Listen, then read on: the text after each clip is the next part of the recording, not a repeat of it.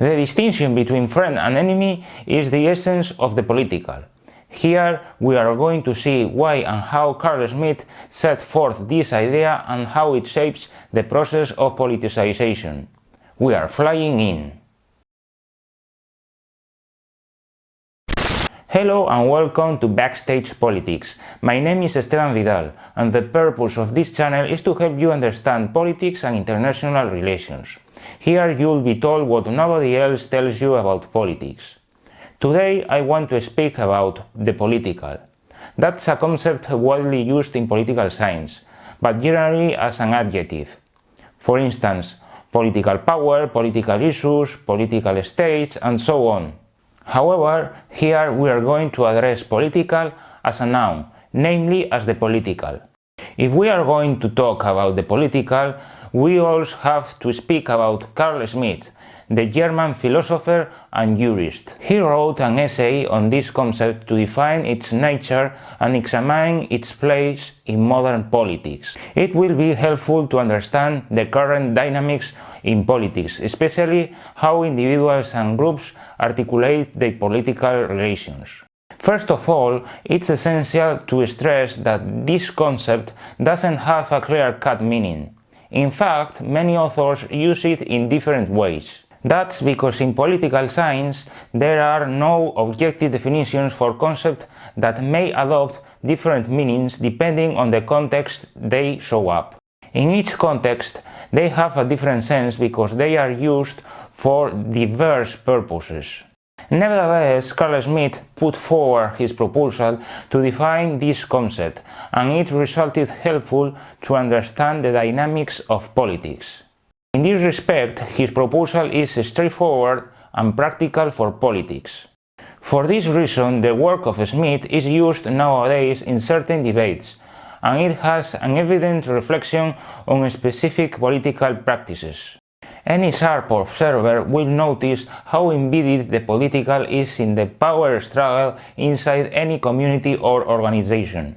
Probably the most obvious example of this is the current identity politics, and we'll see why in a moment. Schmitt reduced the political to the existential distinction between friend and enemy. This distinction is rooted in the fact of human diversity that creates social conflicts. Therefore, identities and practices, beliefs and ways of life can, in theory, conflict with one another. This distinction defines the political, and it differs from other distinctions that define other fields such as economics, ethics, aesthetics, and so on. For this author, conflict is part of existence. So the distinction between friend and enemy takes place in a conflictive context where individuals build different groups with their interests, ideas, beliefs, and so on that constitute the group identity. These identities become political insofar as they are considered contradictory and incompatible with each other. In sum, if individuals form groups based on a specific affinity, their identity as a group makes them existentially different and opposite to other groups with their respective identities. Hence, the distinction between friend and enemy defines the political, and the political is, at the same time, the essence of politics. But we have to mention one more thing linked with Schmitt's perspective. Any other distinction can be transformed in political. That's because the political is not an autonomous domain equivalent to the other domains, but rather the existential basis that would determine any other domain. Let me give you some examples. When the economic distinction between profitable and not profitable ceases and becomes a distinction between friend and enemy, we witness a politicization of the economy. And it's the same when a theological distinction becomes a political one. In each case, other distinctions are reduced to the political distinction between friend and enemy. So the political is in its essence the distinction between friend and enemy, and it's the result of a decision which is the answer to one question. That is, who is my enemy? However, the process can work in the other way around, and someone else might answer that question instead of you. Subscribe! Now, in any case, the political distinction always works in the same way. It has an existential dimension insofar as the enemy can be anyone whose identity is perceived as the negation of yours. Therefore, the political explains to us how relations work and articulate in politics.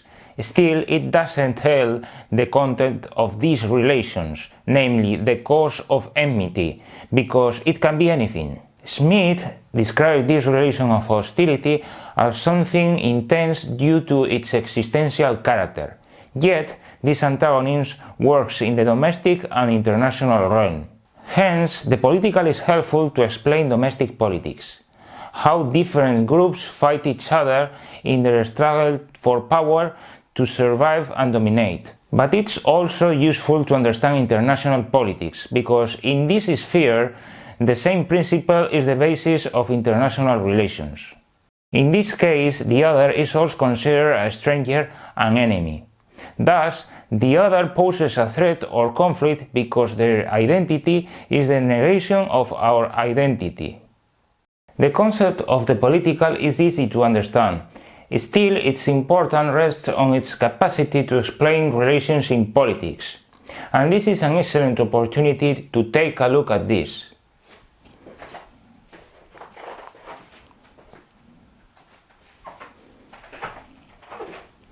By the way, what are you waiting for subscribing?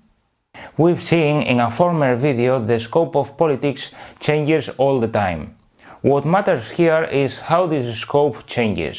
At this point, the concept of the political works very well to explain the dynamics of politics, and more specifically the process of politicization. The plurality of society is the root of social conflicts. However, the diversity can't by itself turn these conflicts into political. It's necessary a process of politicization that makes certain social differences a political matter. To do so, it's vital a definition of social relations in political terms. It entails the introduction of the principle of antagonism in these relations. The most obvious consequence of this is the expansion of the politics scope. Something that had been out of the political arena is brought into it. This politicization doesn't happen by coincidence. There is an intention that responds to a specific political goal. Aside from this, the politicization itself entails a clear attempt to modify the scope of politics to regulate certain realm. So any politicization looks for the intervention of the political authority in a particular matter. Obviously, if someone seeks the intervention of political power, this is because they want a benefit, and it entails specific measures regarding the political issue at stake. Now one question arises. Where does this politicization come from? It might come from anywhere. It depends on what actors are involved in this process. However, we can identify two possible origins. It may be internal or external to the specific social conflict. If the origin is internal, the actors involved in the issue have contributed to the politicization of the conflict. For instance, a company that has decided to alter the security standards in its factories. The consequence is the reaction of its employees with a strike to draw public attention and ask for the intervention of the political authority. The former economic relation between the company and workers becomes a political issue because the principle of antagonism has transformed it. If the origin is external, the situation is much more complicated because usually there are many different actors involved in this process. In these cases, it's hard to identify who ignited the politicization and what the purpose is. Normally, someone is trying to take advantage of a favorable situation to exploit it in political terms. There are many examples of this type, and usually they all have the same pattern. That's to say, travel conditions in a specific realm and someone who capitalizes them by transforming that controversial situation in a political one. And sometimes even there are no social strains, but they are artificially created. Unfortunately, the latter situation is more usual than we think. That is, when someone instigates controversy to politicize a specific matter and take advantage of it. One example of this is the old Yugoslavia in the early 1990s. Until then, there was ethnic coexistence. There were interethnic families and they lived together. However, divisions in the ruling elite led them to politicize ethnic identity to get supporters for their respective causes. They transformed the fact of being Serb, Croatian or Bosnian in a political matter by redefining ethnic identity in terms of the distinction between friend and enemy. Nowadays, there is a new wave of politics that assume identity matters as a part of the political agenda of some groups, individuals, and institutions. All of this is part of social and political engineering, but also of some actors who try to flare up political controversy and collect the ensuing benefits. We've seen the dynamics of politics, and more specifically, how individuals and groups interact in political terms. In sum, we can state that from Schmitt's perspective, politics is a process of self-assertion guided by the distinction between friend and enemy. That's valid in the domestic realm, but also the international sphere. So identity is crucial since it fits the dialectics between friend and enemy. Question of the day. What do you think about identity politics? Do you think there is a link between it and Schmitt's ideas? If so, how does it affect to society? I know I asked 3 questions, but I'm interested in your opinion. Post it in the comment section below and I'll check it out. If you give value at this video, subscribe by clicking here. Share and smash the like button.